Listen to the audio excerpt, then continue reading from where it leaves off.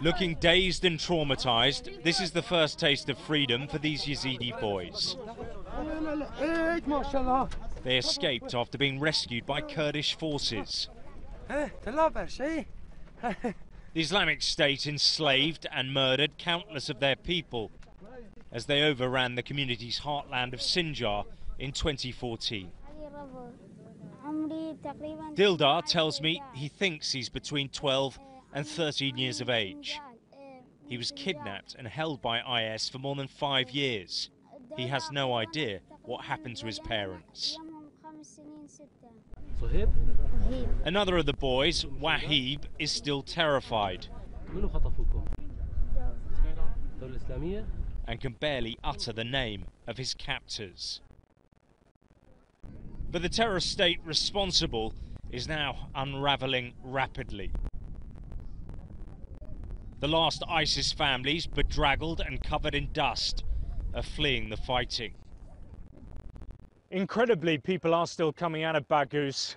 There's been another break in the fighting to allow safe passage. These cattle trucks arrived overnight. What's happening at the moment is the women are being separated from the men with their children. The men will be taken away for questioning and then possibly taken onto detention centres.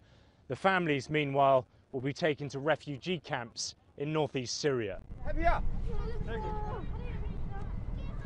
Many of these people have suffered appalling injuries. There are no ambulances on hand. They are transported aboard lorries normally used for livestock. But even in this chaos, its members still praise the terror network. Most here don't want to speak.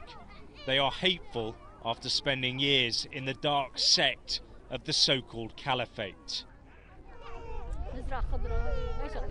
Even the children are hostile to outsiders.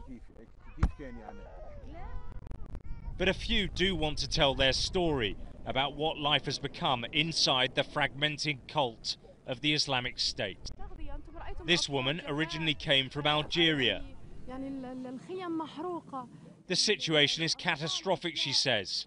There are constant airstrikes and buildings are on fire. The last sliver of ISIS territory is encircled, but it's still not clear how many people remain under the group's weakening control, or how long it will take before it falls.